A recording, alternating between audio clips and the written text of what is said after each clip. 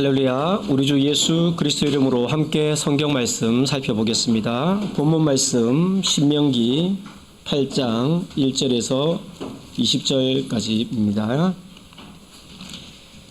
신명기 8장의 말씀 1절부터 마지막 20절까지 저와 함께 교독하도록 하겠습니다. 제가 홀수절을 읽고 우리 성도님들 짝수절을 읽어주시고 마지막 20절은 함께 읽도록 하겠습니다. 신명기 8장 1절. 내가 오늘날 명하는 모든 명령을 너희는 지켜 행하라.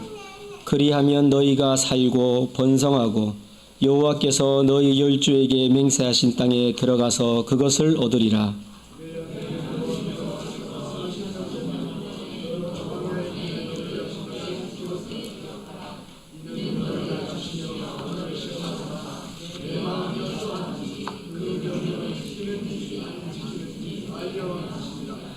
너를 낮추시며 너로 줄이게 하시며 또 너도 알지 못하며 내 열조도 알지 못하던 만나를 내게 먹이신 것은 사람이 떡으로만 사는 것이 아니요 여호와의 입에서 나오는 모든 말씀으로 사는 줄을 너로 알게 하려 하심이니라.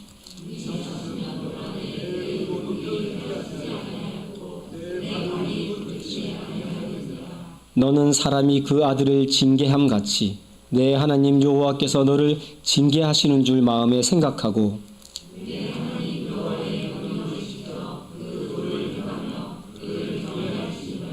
내 하나님 여호와께서 너로 아름다운 땅에 이르게 하시나니 그곳은 골짜기에든지 산지에든지 시내와 분천과 샘이 흐르고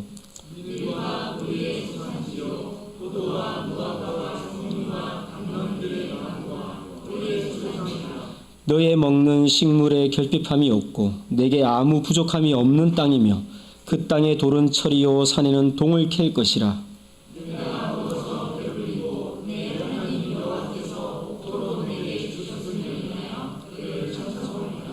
내가 오늘날 내게 명하는 여호와의 명령과 법도와 규례를 지키지 아니하고 내 하나님 여호와를 잊어버리게 되지 않도록 삼갈지어다.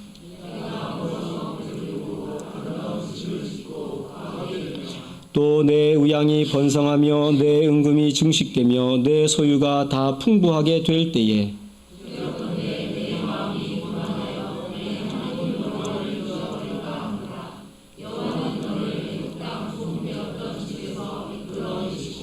너를 인도하여 그 광대하고 위험한 광야 곧 불뱀과 전갈이 있고 물이 없는 간조한 땅을 지나게 하셨으며 또 너를 위하여 물을 굳은 반석에서 내셨으며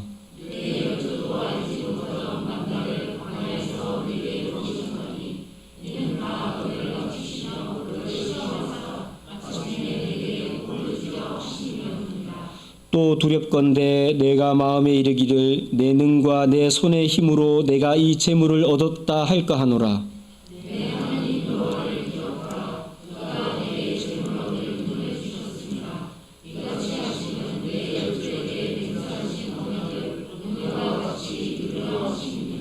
내가 만일 내 하나님 여호와를 잊어버리고 다른 신들을 쫓아 그들을 섬기며 그들에게 절하면 내가 너희에게 증거하노니 너희가 정령이 멸망할 것이라. 여호와께서 너희 앞에서 멸망시키신 민족들 같이 너희도 멸망하리니 이는 너희가 너희 하나님 여호와의 소리를 청종치 아니함이니라. 창세기, 출애굽기, 레위기, 민수기, 신명기까지 구약이 이 첫 5권을 모세의 오경이라고 부릅니다. 모세의 오경을 토라라고도 합니다. 그 중에 신명기는 거듭신, 명령할 명, 기록할 기록, 모세 오경 가운데 마지막 책에 해당하는데 모세가 죽기 전에 하나님의 언약과 율법을 반복적으로 상기시키며 권면했던 고별 설교라고 할 수 있습니다. 특히 모세는 무리바 물가에서 하나님의 거룩함을 온전히 드러내지 못한 일로 가나안 입성을 허락받지 못하고 바라만 보고 죽게 될 것을 예고받았기 때문에 광야 40년이 지나고 가나안 땅 입성을 앞두고 있는 이스라엘 백성들에게 신명기를 통해 하나님의 명령을 신신당부하고 있습니다. 그래서 신명기를 읽어보면 했던 말을 또 하고 또 하고 하는 느낌이 듭니다. 이번 시간 말씀의 제목을 예수는 나의 의식주라고 정해보았습니다. 본문의 말씀을 여러 번 묵상하면서 이런 제목이 떠올랐는데요. 의식주라는 말을 네이버 국어사전에서 검색을 했더니 다음과 같이 나왔습니다. 옷과 음식과 집을 통틀어 이루는 말, 인간 생활의 세 가지 기본 요소이다. 세상에서 인간 생활만큼 복잡한 생활이 있을까요? 이렇게 복잡한 인간 생활을 유지하는데 필수적인 세 가지 요소가 의식주입니다. 복잡한 인간 생활을 위해 꼭 필요한 세 가지입니다. 그래서 사람들은 보다 나은 의식주를 누리기 위해 매일매일 고생하고 있죠. 이 시간에는 인간 생활의 세 가지 기본 요소인 이 의식주를 신명기 말씀을 통해서 살펴보고자 합니다. 첫째는 의입니다. 옷 의자죠. 옷입니다. 본문 말씀에서 우리가 읽은 옷과 관련된 부분을 보겠습니다. 본문 말씀 4절을 보면 이 40년 동안에 내 의복이 헤어지지 아니하였고 내 발이 부르지 아니하였느니라 하였습니다. 여러분이 가장 오랫동안 입은 옷은 몇 년 정도 입은 것입니까?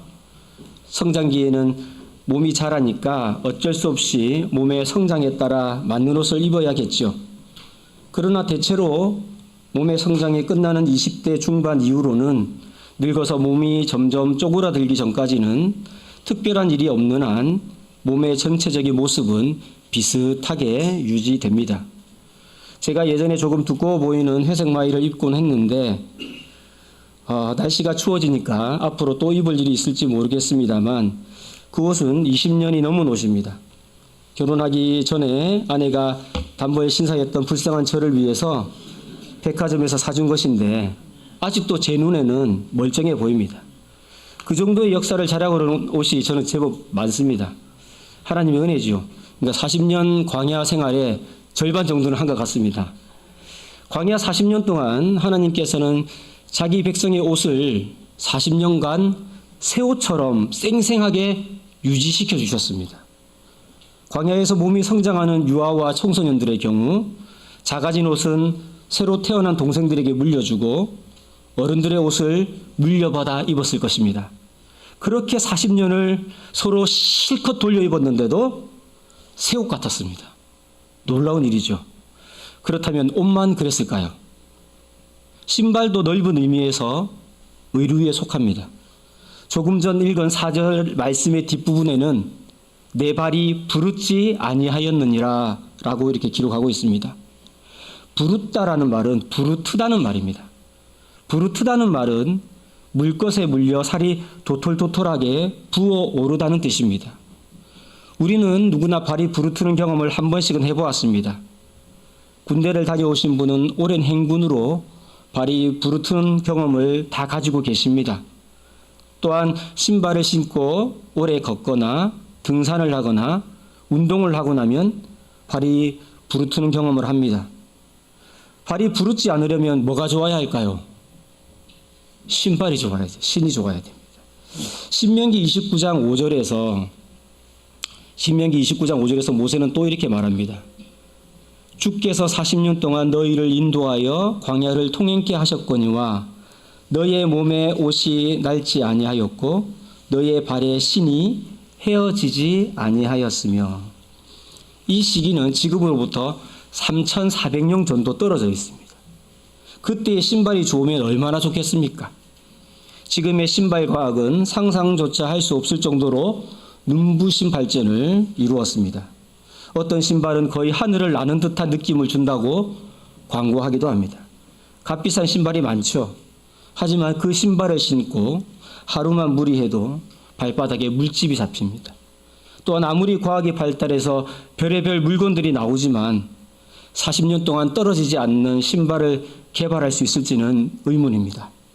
하나님께서는 이렇게 택하신 백성들의 옷뿐만 아니라 신발도 무려 40년간 지켜주셨습니다.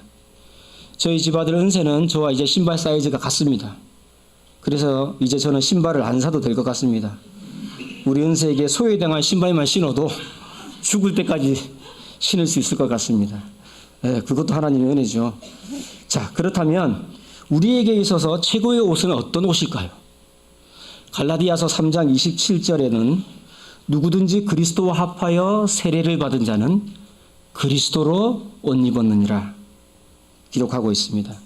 하나님께서는 세례를 통해 죄의 종된 옷을 벗기시고 예수의 보배로운 피로 그리스도의 옷을 입게 하셨습니다. 우리 구도자들이 어서 이 옷을 입게 되기를 원합니다. 이 옷은 40년짜리 옷이 아니죠. 이 옷은 영원한 옷입니다. 영원이라는 시간 속에서 영원토록 입는 옷입니다. 하나님의 놀라운 은혜죠. 그러나 우리는 세상 속에 살아가면서 입을 걱정을 얼마나 많이 하는지 모릅니다. 백화점에 가보면 입을 것과 관련된 상품이 가장 많은 것 같습니다. 우리의 눈을 유혹하는 의류가 얼마나 많은지 모릅니다. 눈에 보이는 그런 옷에 정신을 뺏긴 나머지 눈에 보이지 않는 내가 입은 그리스도의 옷을 생각하지 못할 때가 너무도 많지요. 보이지 않으니 평소에는 잘 생각도 하지 않고 살아갑니다. 이렇게 인간은 보이는 것에 평생 얽매여 삽니다. 매일 거울 앞에서 오늘은 어떤 옷으로 코디할까 고민이 됩니다. 하지만 광야의 이스라엘은 매일 같은 옷이니 그런 걱정이 없습니다. 요한계시록 22장 14절에 그 두루마기를 빠는 자들은 복이 있으니 이는 저희가 생명나무에 나아가며 문들을 통하여 성에 들어갈 권세를 얻으려 함이로다 했습니다. 우리가 무엇보다 관심을 가져야 할 옷은 하나님께서 입혀주신 그리스도의 옷입니다. 하얗게 입혀주신 이 옷을 항상 깨끗하게 유지하는 삶을 살기를 원합니다. 또한 우리의 진정한 신발은 복음입니다. 바울 사도는 에베소서 6장 15절에서 평안의 복음에 예비한 것으로 신을 신고 라고 권면했습니다. 바울은 세계를 누비며 신발이 닳도록 복음을 전한 사람입니다. 우리가 신을 신고 가는 곳마다 복음이 퍼지는 곳이 되어야 합니다. 나의 말로, 나의 행동으로, 나의 삶으로 신을 신고 다니는 곳마다 복음의 현장이 되어야 하겠습니다. 두 번째로 식입니다. 음식이죠. 음식은 인간 생활의 기본 요소 중 의식주 중에 가장 중요한 것입니다. 입지 않아도 살 수는 있죠. 세 번째로 다룰 집이 없어도 살 수는 있습니다. 그러나 사람이 먹지 않고는 살 수가 없습니다. 본문에서 신명기 8장에서 음식과 관련된 부분을 보겠습니다. 신명기 8장 3절입니다. 너를 낮추시며 너로 줄이게 하시며 또 너도 알지 못하며 내 열조도 알지 못하던 만나를 내게 먹이신 것은 사람이 떡으로만 사는 것이 아니요 여호와 입에서 나오는 모든 말씀으로 사는 줄을 너로 알게 하려 하심이니라. 하나님께서 광야 40년 동안 공급하신 음식이 있습니다. 무엇인가요? 그것이 바로 만나입니다. 우리는 모세 오경을 통해 광야의 자연 환경을 파악할 수 있습니다. 광야에서는 물을 구하기가 어렵습니다. 그리고 먹을 것을 구하기가 어려웠고 식재료를 심어 거둘 수 없는 척박한 땅입니다. 그래서 사람이 정착해서 살 수 없는 곳입니다. 이런 곳에서 우리 하나님은 40년간 하늘에서 만나를 내려 200만 명이 넘는 이스라엘 백성들의 영양분을 공급하셨습니다. 이스라엘이 금송아지를 섬기고 원망하고 불평하고 간음하고 공동체에 대한 반역을 꾀할 때조차도 하나님께서는 참으시고 한결같이 하늘 만나를 공급하셨습니다. 만나 하나로 인간에게 필요한 필수 영양분을 조금도 부족함이 없이 제공하셨지만 이스라엘 백성들은 더 많은 단백질을 원했습니다. 이때에도 하나님은 그들의 패역함을 안타까워하시면서 메추라기 떼를 몰아주셨습니다. 여러분, 지금 이 시대가 먹을 것이 풍부합니까? 아니면 3,400년 전 이스라엘의 광야 시대가 먹을 것이 풍부합니까? 비교할 필요도 없이 지금이 먹을 것으로 넘쳐납니다. 물론 여전히 지구 곳곳에서는 굶어 죽는 이들이 많지만 그것은 인간의 탐욕으로 인한 공급의 불균형 때문이지 양식의 절대량이 부족함 때문은 아닙니다. 그런데도 사람들은 늘 먹을 걱정을 합니다. 더 내 입맛에 맞는 음식을 찾아 온 세계의 맛집을 누비고 다니는 세상이 되었습니다. 아직도 굶어 죽는 이들이 많은 세상에서 내 입맛에 내 입을 만족시키지 않으면 거리낌 없이 버려버리죠. 그래서 음식물 쓰레기 처리로 인한 많은 문제가 발생하고 하나님께서 창조하신 이 세상은 그로 인해 몸살을 앓고 있습니다. 그런데 본문에 보면 하나님께서 만나를 주신 이유를 분명히 밝히고 있습니다. 만나를 먹이신 것은 사람이 떡으로만 사는 것이 아니요 여호와의 입에서 나오는 모든 말씀으로 사는 줄을 알게 하기 위해서라는 것입니다. 먼저 떡으로만이라는 표현을 통해 하나님은 인간의 생존을 위해 떡, 즉 음식이 필요하다는 것을 알고 계셨습니다. 그런데 언뜻 이해가 가지 않는 말이 이어집니다. 여호와의 입에서 나오는 모든 말씀으로 사는 줄을 알게 하기 위해서 만나를 주셨다는 것입니다. 만나는 눈에 보이는 음식입니다. 그런데 하나님의 말씀은 육신의 배를 채울 수 있는 물질이 아닙니다. 그런데도 왜 이렇게 말씀하셨을까요? 출애굽기 16장을 보면 하나님께서는 먹을 것이 없어 불평하는 이스라엘 백성들을 위해서 만나를 주시기로 결정하시고 만나를 제공하는 시간과 1인당 거두어야 할 양과 만나를 거둘 수 있는 날과 거둘 수 없는 날, 만나의 소비기한 등에 관한 자세한 설명을 하셨습니다. 16장 전체를 통해서 보면 만나를 통해 하나님께서 이스라엘 백성에게 알려주고 싶어 하신 것은 바로 안식일이었습니다. 모세를 통해 십계명을 돌판에 친히 써주신 것은 출애굽기 20장이지만 이미 하나님께서는 거룩하고 복된 안식일을 계획하고 계셨습니다. 만나의 소비기한은 하루 24시간이었습니다. 그리고 1인당 거둘 양은 한 오멜이었습니다. 한 오멜은 요즘 단위로는 2.2리터 정도 되는데 한 사람의 하루치 식량에 해당합니다. 말 그대로 일용할 양식입니다. 말씀대로 거두니 남음도 없었고 부족함도 없었습니다. 욕심을 내어 많이 거둔 후 먹지 못하고 남기면 다음날 바로 부패했습니다. 그러나 여섯째 날은 1인당 2배, 즉 2오멜을 거두게 하셨고 이때 거둔 것은 다음 날이 되어도 부패하지 않았습니다. 그 이유는 일곱째 날은 거룩하고 복된 안식일로 구별된 날이었기 때문에 특별히 하나님께서 그런 은혜를 주셨기 때문입니다. 여러분, 하나님께서는 만나를 통해 안식일 성수를 매우 구체적으로 명하고 계십니다. 산술적으로 보면 쉬지 않고 일해야 먹고 살 것 같은데 하나님께서는 인간에게 참 안식을 주시면서 먹을 걱정하지 말라 하셨습니다. 하나님이 공급하시는 일용할 양식으로 충분하다고 말씀하십니다. 우리 중에는 먹지 못해 고통받는 사람이 없습니다. 반대로 너무 먹어서 고통을 받는 사람이 훨씬 많지요. 만나를 통해 주신 일곱째 날의 안식은 결국 우리가 장차 들어갈 영원한 안식과 연결되어 있습니다. 저는 설교를 준비하면서 예수님께서는 예수님 자신을 먹을 것과 관련해서 우리들에게 많은 교훈을 주고 계시다는 것을 다시 한번 생각하게 되었습니다.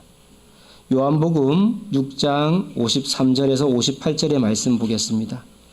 요한복음 6장 53절에서 58절. 예수께서 이르시되 내가 진실로 진실로 너희에게 이르노니 인자의 살을 먹지 아니하고 인자의 피를 마시지 아니하면 너희 속에 생명이 없느니라. 내 살을 먹고 내 피를 마시는 자는 영생을 가졌고 마지막 날에 내가 그를 다시 살리리니 내 살은 참된 양식이요 내 피는 참된 음료로다. 내 살을 먹고 내 피를 마시는 자는 내 안에 거하고 나도 그 안에 거하나니 살아계신 아버지께서 나를 보내심에 내가 아버지로 인하여 사는 것 같이 나를 먹는 그 사람도 나로 인하여 살리라.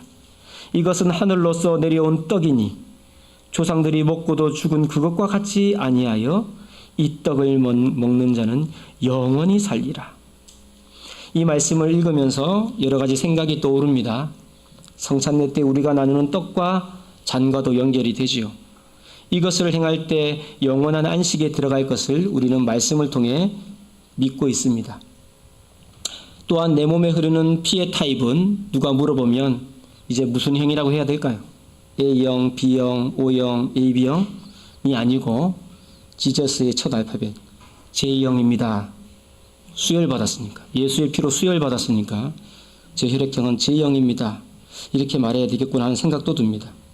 우리는 더 이상 예수님의 말씀대로 무엇을 먹을까, 무엇을 입을까 걱정하지 말아야 합니다. 이런 것들은 다 세상 사람들이 구하는 것이라고 하셨습니다. 예수를 믿는 사람이 세상 사람들과 똑같은 가치를 추구하며 살아간다면 참 그리스도인이라고 할 수 없죠.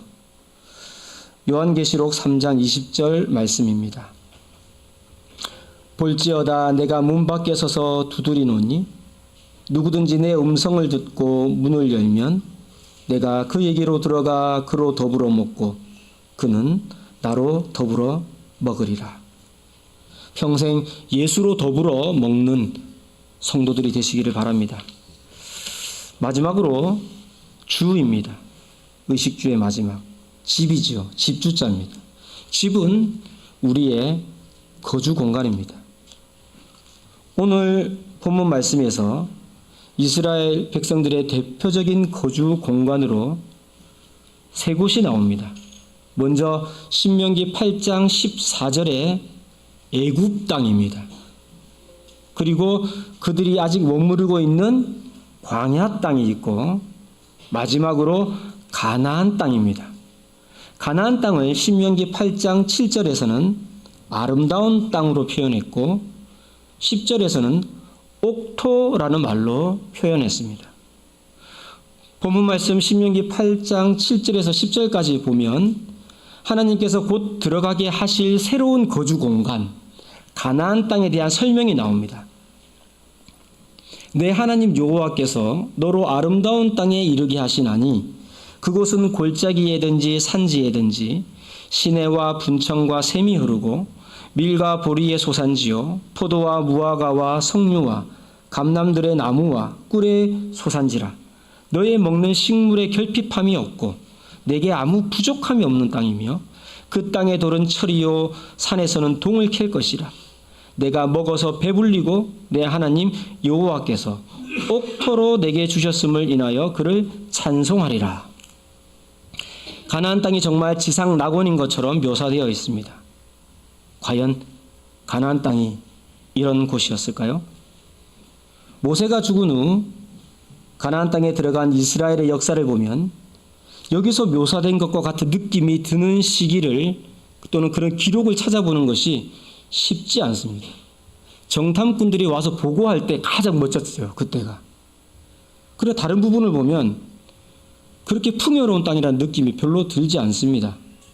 오히려 3년 동안이나 비가 오지 않아 가물고 여러 이방 나라의 침입으로 가나안 땅이 황폐되는 모습을 더 쉽게 찾을 수 있습니다. 가나안 땅을 약속받아 왔던 아브라함도 흉년이 들어 애굽으로 내려갔었죠. 아들 이삭도 흉년이 들어 애굽으로 내려가려다가 하나님께서 가지 말라 하니까 남았습니다. 야곱도 흉년이 들어 야곱의 가족 70명이 애굽으로 내려갔죠. 사사기 시대 룻 기억나죠? 룻이 왜 베들레헴을 떠나 모압 땅으로 갔습니까? 흉년 때문이었어요. 정말 젖과 꿀이 흐르는 시기를 찾기가 쉽지 않습니다. 어찌된 일일까요? 하나님께서 뻥을 치신 것일까요? 아니면 신명기에서 말씀하신 하나님과 그 이후에 하나님이 다른 하나님이실까요? 그렇지 않습니다. 우리 하나님은 어제나 오늘이나 영원토록 동일하신 하나님이십니다. 가나안 땅이 정말 아름다운 땅이 되려면, 옥토가 되려면 조건이 필요합니다. 바로 신명기 8장 11절입니다. 내가 오늘날 내게 명하는 여호와의 명령과 법도와 규례를 지키지 아니하고 내 하나님 여호와를 잊어버리게 되지 않도록 삼갈지어다. 가나안 땅이 아름다운 축복의 땅이 되는 비결은 그 땅에 있는 것이 아니라 하나님의 말씀에 대한 순종에 있다는 사실입니다.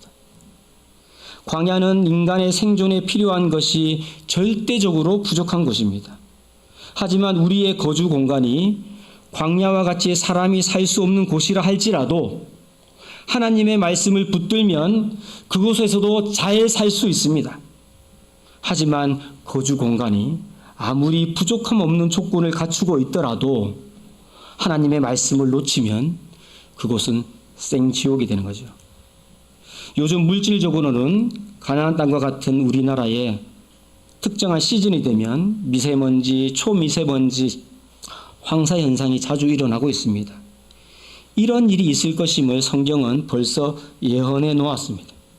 신명기 28장 15절 그리고 24절을 보겠습니다. 신명기 28장 15절은 내가 만일 내 하나님 여호와의 말씀을 순종하지 아니하여 내가 오늘날 내게 명하는 그 모든 명령과 규례를 지켜 행하지 아니하면 이 모든 저주가 내게 임하고 내게 미칠 것이니 라고 하면서 가나안에 들어가도, 그 땅에 들어가도 받을 저주가 구구절절 나옵니다. 그 중에 24절에는 여호와께서 비 대신에 티끌과 모래를 내 땅에 내리시리니 그것들이 하늘에서 내 위에 내려서 필경 너를 멸하리라. 이렇게 하나님의 말씀은 지금도 시퍼렇게 살아 있습니다. 우리가 하나님의 말씀을 순종해야 하는 이유는 사무엘하 22장 31절에서 다윗의 고백이 그 답을 주고 있습니다. 사무엘하 22장 31절 하나님의 도는 완전하고 여호와의 말씀은 정미하니 저는 자기에게 피하는 모든 자에게 방패시로다. 여러분, 하나님의 말씀은 완전합니다. 그리고 너무도 정밀하고 자세합니다. 그래서 우리 예수님은 마귀의 시험을 모두 하나님의 말씀으로 물리치셨습니다. 세상의 법은 늘 불완전해서 개정을 합니다. 우리나라만 봐도 1948년 재헌국회 이후로 벌써 총 9차례 헌법 개정을 했습니다. 그러나 하나님의 법은 주님 오실 때까지 개정되지 않습니다. 완전하기 때문이죠. 그렇다면 우리의 주, 즉 집은 어디입니까? 우리는 어디에 거주해야 할까요? 요한복음 15장 4절에서 10절 보겠습니다. 요한복음 15장 4절에서 10절 내 안에 거하라 나도 너희 안에 거하리라. 가지가 포도나무에 붙어있지 아니하면 절로 과실을 맺을 수 없음같이 너희도 내 안에 있지 아니하면 그러하리라. 나는 포도나무요 너희는 가지니 저가 내 안에 내가 저 안에 있으면 이 사람은 과실을 많이 맺나니 나를 떠나서는 너희가 아무것도 할 수 없음이라. 사람이 내 안에 거하지 아니하면 가지처럼 밖에 버리워 말라지나니 사람들이 이것을 모아다가 불에 던져 사르느니라. 너희가 내 안에 거하고 내 말이 너희 안에 거하면 무엇이든지 원하는 대로 구하라. 그리하면 이루리라. 너희가 과실을 많이 맺으면 내 아버지께서 영광을 받으실 것이요 너희가 내 제자가 되리라. 아버지께서 나를 사랑하신 것 같이 나도 너희를 사랑하였으니 나의 사랑 안에 거하라. 내가 아버지의 계명을 지켜 그의 사랑 안에 거하는 것 같이 너희도 내 계명을 지키면 내 사랑 안에 거하리라. 우리의 집은 어디입니까? 우리의 거할 집은 예수입니다. 예수의 말씀입니다. 예수의 사랑입니다. 이곳이 진정한 우리의 거주 공간입니다. 우리의 육신이 사는 곳이 척박한 광야든지 적과 꿀이 흐르는 가나안인지는 사실 중요하지 않습니다. 우리가 어디에 살든지 예수를 놓치지 않고 그 안에 살면 그곳이 하나님의 나라입니다. 우리가 어디에 살든지 예수를 놓치면 그곳이 생지옥이 되는 것입니다. 오늘 이 시간에는 신명기 8장 말씀을 본문으로 함께 은혜를 나누었습니다. 이스라엘 백성들은 주님 손 놓고는 단 하루도 살 수 없는 곳 광야 40년을 통해 영성훈련을 했지만 약속의 땅 가나안에 들어간 후 얼마 되지 않아 가나안의 잡신들을 섬기면서 급속도로 타락해 갔습니다. 여러분, 우리가 살 길은 우리의 진정한 의식주가 무엇인지 분명히 아는 데 있습니다. 예수로 더불어 입고 예수로 더불어 먹고 예수와 함께 거하는 것이 우리의 의식주입니다. 이것이 바로 그의 나라와 그의 의를 구하는 삶입니다. 이렇게 살면 나머지는 다 하나님이 책임져 주신다는 것입니다.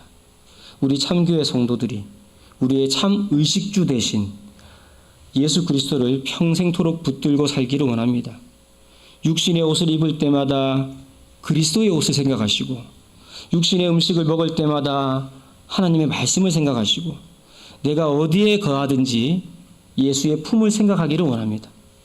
어느 누가 우리에게 가진 옷 중에 어떤 옷이 가장 좋으냐고 물어본다면 예수라고 답하고 어느 누가 우리에게 음식 중에 어떤 것을 가장 좋아하느냐고 물어본다면 그것도 예수라고 답하시고 어느 누가 우리에게 어떤 집을 가장 좋아하느냐고 어디에 거하기를 가장 원하냐고 물어본다면 그것도 예수라고 담대히 말할 수 있기를 예수 그리스도의 이름으로 축원합니다.